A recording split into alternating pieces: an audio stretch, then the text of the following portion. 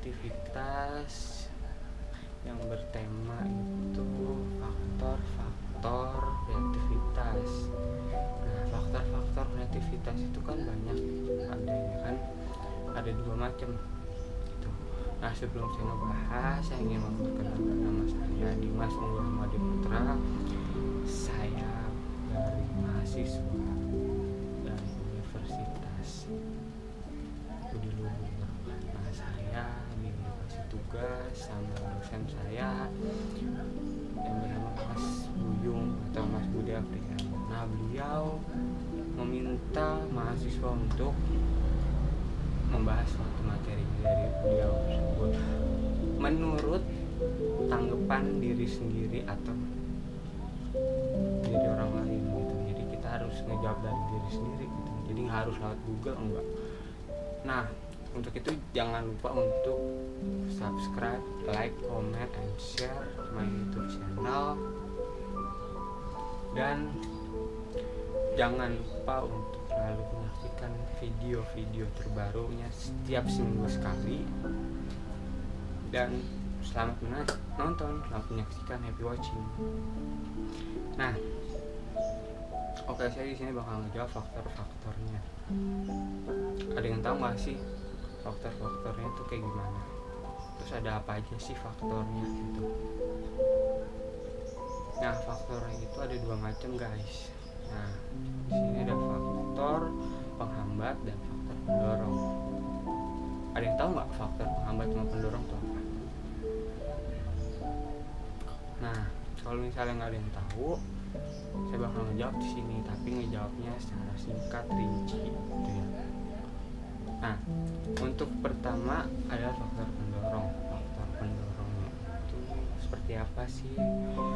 Supaya kita bisa kreativitasnya lebih baik lagi, kayak gimana sih faktornya pendorongnya itu?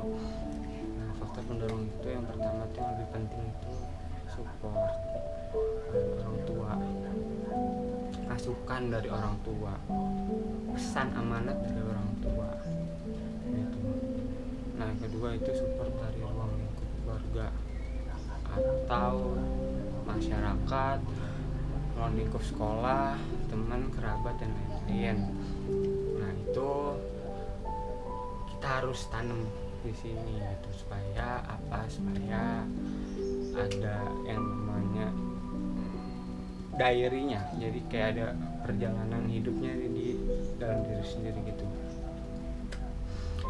Nah, terus juga kita nggak boleh namanya sampai give up. Jadi kita harus give up, bukan give up gitu. Terus yang kedua itu faktornya adalah ada rasa niat dan keyakinan dalam diri kita sendiri gitu. Kita harus yakin kalau kita tuh bisa gitu. Kita yakin, harus get up bukan give up gitu. Karena banyak banget gitu di antara kita yang ngalamin give up tapi dia nggak mau give up. Get up gitu, dia nggak mau tapi dia mau give up terus. Itu sebenarnya nggak bagus buat kreativitasnya. Karena apa? Dia tuh nggak bisa yang namanya berpikir. Kalau pikirnya tuh terlalu pendek lah kalau dibilang. Jadi dia nggak memikirkan masa depannya.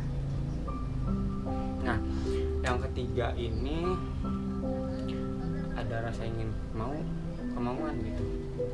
Ada rasa ingin kemauan tuh kayak gimana? Rasa ingin kemauan itu kita mau belajar, kita mau bangkit, kita mau semangat, kita mau ngelakuin yang kita bisa, yang kita mampu, yang kita sukain untuk masa depan sendiri gitu, masa depan kita semua gitu kan. Nah, rasa kemauannya itu harus ditanam juga dalam diri sendiri. Jadi kita juga berhak gitu ya, kita ada hak juga untuk mengambil suatu risikonya. Nah, ini bakal saya jawab setelah ini gitu ya. Mengambil risikonya itu kita harus bisa. Jadi nggak boleh pelin-pelan, terus harus mau gitu, harus yakin juga, harus niat gitu. Terus yang keempat itu adalah dia berani mengambil suatu risiko.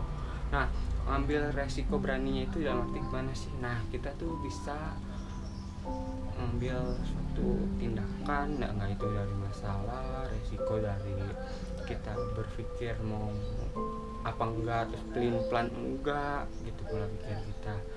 Terus juga apa ya namanya, nggak bisa ngambil resikonya kalau misalnya kita ngelakuin kesalahan atau gimana gitu kan banyak sebenarnya kalau ngambil resikonya tuh gitu.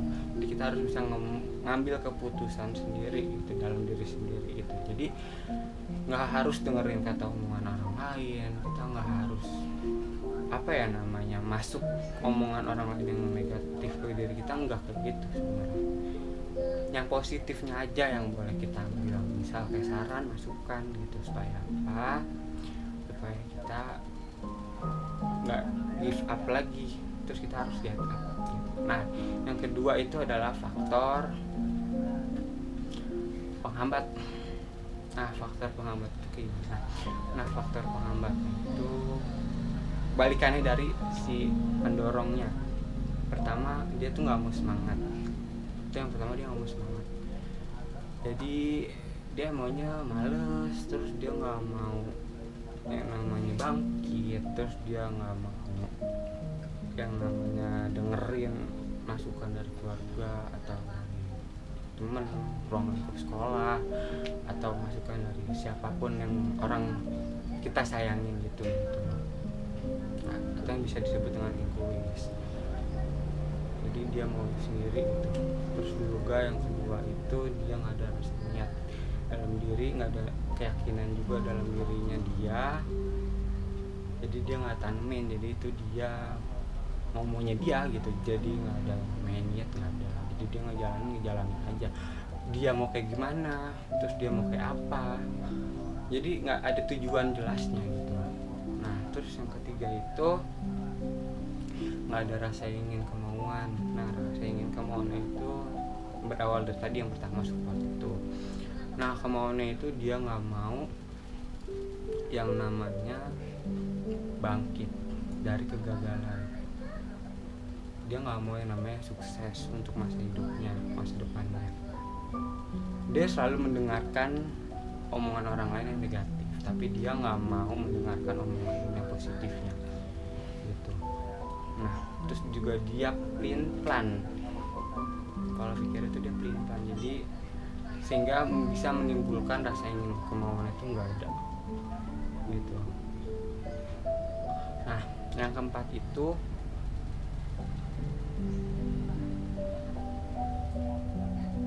dia nggak berani mengambil suatu resiko masalah. Jadi kalau setiap ada masalah atau setiap dia melakukan masalah, dia nggak berani atau dia nggak bisa. Dia butuh bantuan pasti kalau orang kayak gitu, butuh bantuan dari orang lain gitu. Jadi kan otomatis kan kayak masalah kita sama pihak ini gitu kan, terus orang lain, pihak ketiganya datang atau pihak keempatnya datang, itu sebenarnya sih bukan menyelesaikan masalah, tapi kayak membuat masalah jadi membludak gitu. Jadi nggak selesai tapi makin panjang gitu. Itu sebenarnya nggak bisa begitu kreativitasnya kayak gitu. Mau itu di dunia kerja atau di dunia sekolah atau di masyarakat atau dimanapun, nggak bisa sebenarnya kayak gitu. Jadi kayak masalah itu ya masalah pribadi, private gitu kan. Jadi cukup kita sama orang itu doang yang bisa menyelesaikannya, nggak harus dari pihak 3-4 itu. Nah, terus juga kesimpulannya adalah ayo kita bangkit, kita semangat dalam jalan hidup, bangkit dalam jalan hidup gitu. Jangan lupa niatin dalam diri sendiri, jangan lupa yakin dalam diri sendiri gitu. Gak boleh yang namanya egois, gak boleh yang namanya menang sendiri, gak boleh yang namanya ini itu tuh harus mau dia sendiri, gak boleh kayak gitu. Jadi kita harus bangkit, get up, not give up. Oke? Jadi biar masa depannya tuh bisa ketahuan, terus bisa juga kita bisa berpikir masa depan kita tuh kayak gimana kalau misalnya kita mengambil pendorongnya itu untuk diri kita sendiri dan meninggalkan penghambatnya gitu. Karena udah banyak banget yang seperti itu gitu kan. Oke, untuk itu cukup sekian yang bakal saya sampaikan hari ini materinya, dan maaf kalau misalnya ada salah kata atau kalimatnya yang salah, minta maaf.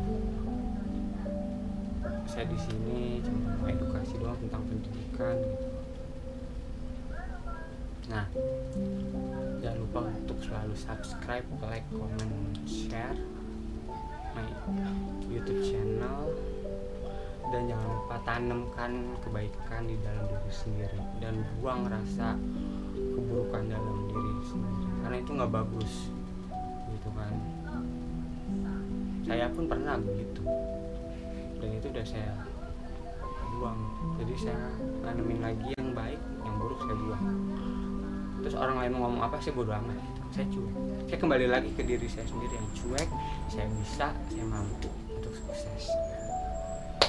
Itu guys. Oke, semoga video ini bermanfaat dan jangan lupa untuk selalu menyaksikan video ini setiap seminggu sekali.